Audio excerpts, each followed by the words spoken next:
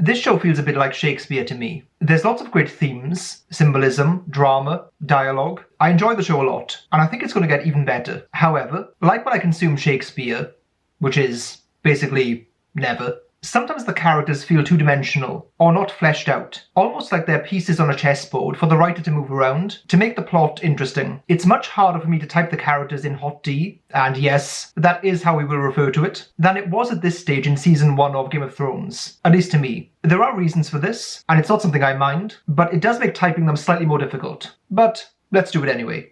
Okay, Daemon Targaryen. I think Daemon is an ESTP. I have seen some people type him as an ENTJ. Is he like Tywin, who I think is an ENTJ? No, he's not. He's way more chaotic, impulsive, and reckless. He takes massive risks and suffers the consequences of those. However, he also gains in ways that others wouldn't. His boldness pays off a lot. He's very adaptable and flexible. He can seize upon opportunities and play fast and loose in life. Although on some level his desire is to be on the Iron Throne, you actually see his desires shift around a lot in life. He'll gravitate towards whatever gives him the most exhilaration, fun, adventure, and personal glory. He's a person who is lustful for life and all it has to offer. He's not someone who is disciplined when it comes to suppressing his appetites. He lives on impulse and instinct to a large degree. Curiously, he does seem to love his family in his own way. You can see that come out in the scene with Corliss, where he says, regarding the king, "Hey, he's my brother. I can slag him off, but you can't." This tribalism or pack mentality is something that I've seen from that quadra that ESTPs are in. So ESTPs, ISTPs, INFJs, and ENFJs. Types that share the same functions in a different order. He doesn't have clearly defined values. He's deeply unsentimental. When he's confronted by Viserys about what happens between him and Rhaenyra, his response is not one of principle, but of cold hard logic. Who cares about convention, tradition, the public perception, and the opinions of others in general? We, the Targaryens, are simply more powerful than everyone else. So who cares? His attitude is, fuck everyone, including his niece, evidently. He's bold, brash, adaptable, flexible, logical but unprincipled, and lacking in firmly defined values. He's more impulsive and in the moment than a long-term planner, although he is still a schemer in some sense. I mean, he's literally the rogue prince. He has to be an ESTP.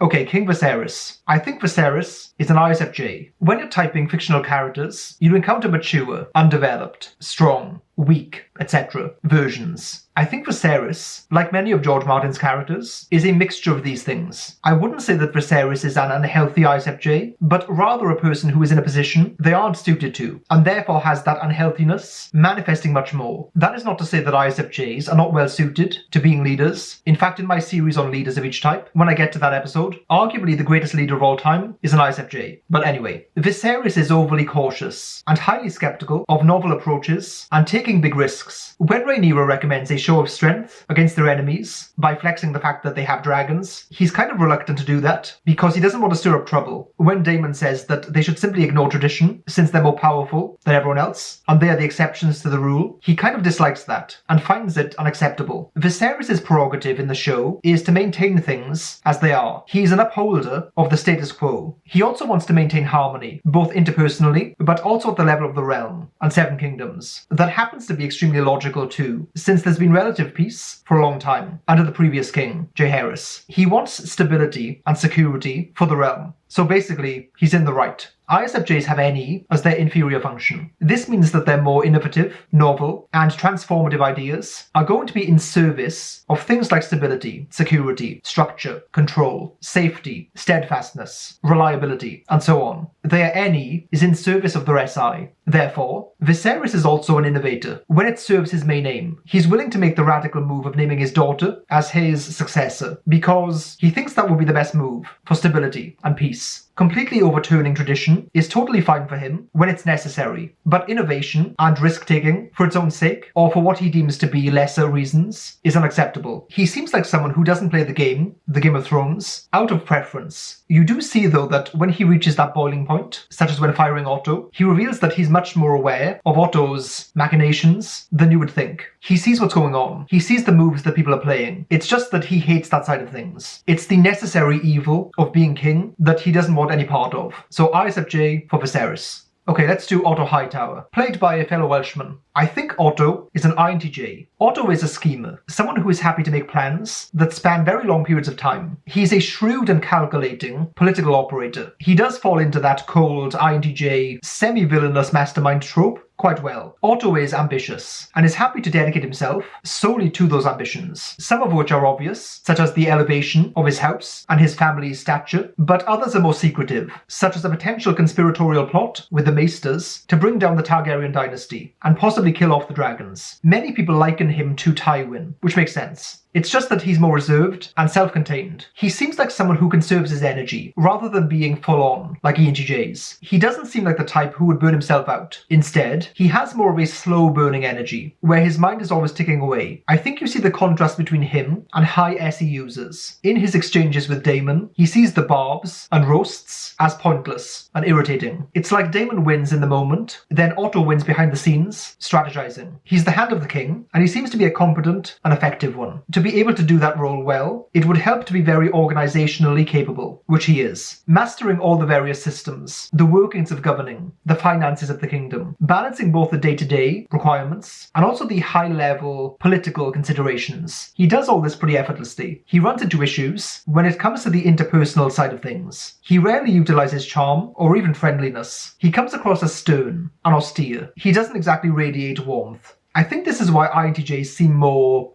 villainy. Non-villainous INTJs look like villains. So when they're actually the bad guys, it's just magnified that much more. We haven't really seen that much of him, but INTJ feels right for now. My second guess would probably be ENTJ. Let's do Rhaenyra next. I think Rhaenyra is an ESFP. She is quite a difficult character to type. Rhaenyra's primary mode of being is to act on impulse, to go after what she wants in an audacious and undaunted way. She's an advocate of shows of force and strength. Her decision to jump on a dragon and confront Daemon, in contrast to Otto's more diplomatic and reasoned attempt, is an example of her taking the most direct route to achieving her goal. She's happy to fight fire with fire, so to speak. She can also be downright shameless and brazen as well, such as having children with someone that makes it blatantly obvious that they're not her husband's children. She's happy to bite back, insult, or roast the lords and ladies at court, even if that damages relations between them and will undermine her later on. The only occasions where she becomes diplomatic and long-range in her moves is when she is forced to compromise and doesn't have any other choices. She doesn't want to be a diplomat and play politics. She wants to unleash the dragon. She says to Daemon, "We have always been meant to burn together." Of course, in reference to their fiery nature, it's in their blood, but I also think it speaks to how she wants to live her life. She wants to do what she wants, to live her passions out with intensity. And if people don't like that, they can be dealt with force, with cunning, or indeed with dragonfire. Ultimately, she is happy to pay the price of living this way, to burn together, if that means creating a light that shines, or a fire that destroys her. As she develops and matures, she integrates her lower functions a bit more. She comes across more ENTJ-like as a result, which is something that often happens with ESFPs. It's possible that it's the other way around, and she's an ENTJ who comes across more ESFP-like, but I prefer the alternative explanation. Okay, let's do Alicent next. I think Alicent is an ESFJ, but I was torn between ESFJ and ISFJ for her. Alicent is essentially groomed by Otto, her father, to be an expert social climber, but she does seem to be a natural at it as well. It lines up with her innate skill set. She does the right thing, the done thing, the expected thing, the thing that other people deem acceptable and desirable.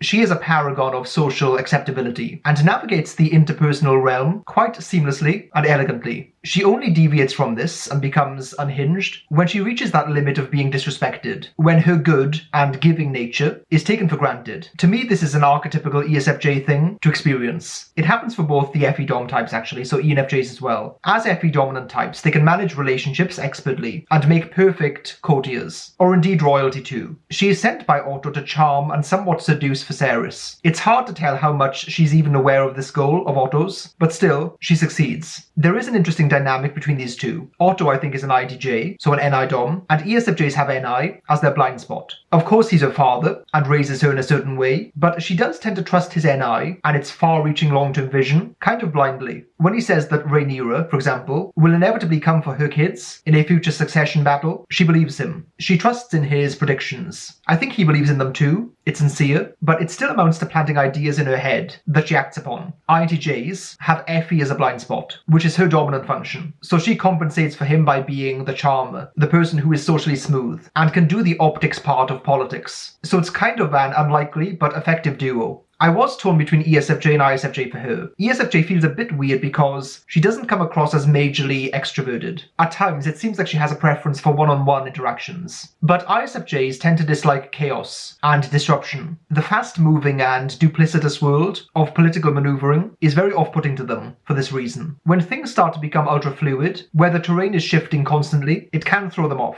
Is this something that Alicent struggles with? Not necessarily, no. She is upset when the traditional ways of doing things are violated, but to me it still feels like it's in service of her FE. It's in service of maintaining the right appearance and keeping her relationships running smoothly. Alicent can roll with the punches and adjust on the fly quite well. When Criston Cole confesses to her, she knows exactly how to play the situation. When Laris Strong presents himself as a villainous ally, despite being genuinely horrified at first, she does see that keeping that option open is important and potentially useful. These kinds of things are probably a little bit too chaotic for an ISFJ. They wouldn't feel comfortable with it and wouldn't have the level of smoothness that she does with it. An ESFJ with their third slot NE might not struggle much at all with it. Navigating the ups and downs of relationships and the ever-changing dynamics between people is something that ESFJs do very well. Yes, she comes across as, and is, traditional, but I don't think she's offended when people break tradition just because she deeply values those traditions themselves. It's more because it's unfair. Unfair to her. I'm doing these things right. Why are other people being let off the hook? It's still about the relationship dynamics. At least that's how it looks to me. When you think of characters like Brienne and Stannis, who I think are ISFJ and ISTJ, respectively, they don't really complain about the unfairness of some people breaking oaths, traditions, or lacking honor. They just do their job, their duty. And if they meet those kinds of people, they just deal with them. I think Alicent's imbalance is more about FE and TI instead of SI and NE. You see her TI desire to say the truth, as she sees it, boiling up, such as the obviousness of Rhaenyra's children not being with her husband. She bites her tongue about it, in true FE fashion, for a very long time. But this desire to just out with the cold, harsh truth is lingering there, always in the background. So I think ESFJ for Alicent.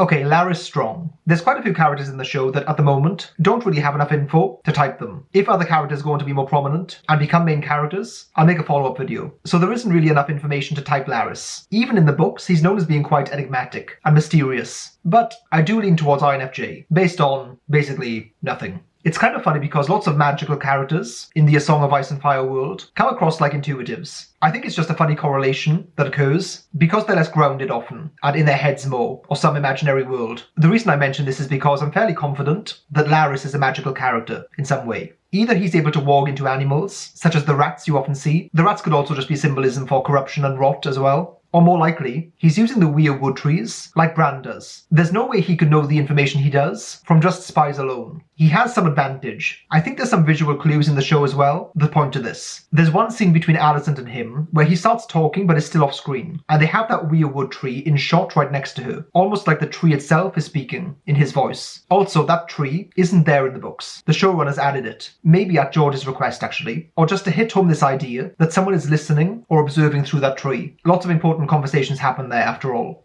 So just purely on vibe alone, he seems mysterious, mystical, magical, otherworldly. His name is kind of a composite of Littlefinger and Varys, Laris, which I think is actually intentional. George Martin is indicating that this guy is a master of whispers and a spy master, like Varys, but he's also an ambitious Machiavellian, like Littlefinger. Laris seems to have a soft and gentle approach when interacting with people, although in recent episodes he's been way more creepy, like overtly creepy. Generally though, he's quite unassuming and makes use of relationships as a preferred way of gaining information, other than magical means. He's not a character that seems forceful or intimidating. At least he's capable of not wearing that face publicly. He's not someone who antagonizes or offends. He keeps his evil deeds behind the scenes and hidden. So literally just vibe typing here. He feels like an INFJ, but I'm not sure at all. Okay, Corliss Velaryon. I think Corliss is an ENTJ. TE dominant seems very fitting. Perhaps ESTJ is possible as well. He's a character concerned with achievement, power, and legacy. There is a quote he says, "What is this brief mortal life,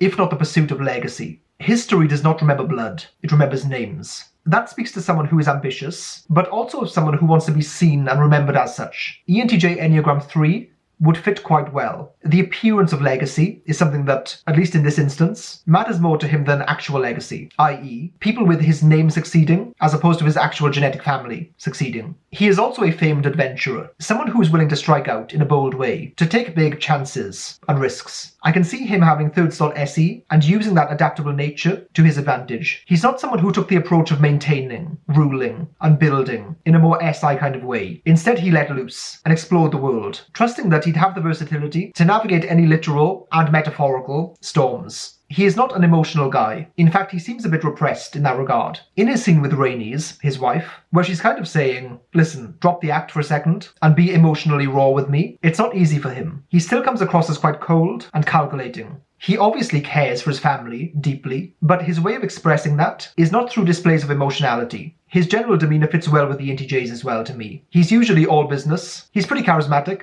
forceful, happy to ruffle feathers, and be blunt, and so on. So I think that Corliss is probably an ENTJ. There is still plenty of time for my opinion to change. After all, Season 1 isn't over yet, but I'm impatient. If you would like to see more videos like this, then please like, comment, and subscribe. That is the perfect feedback for me.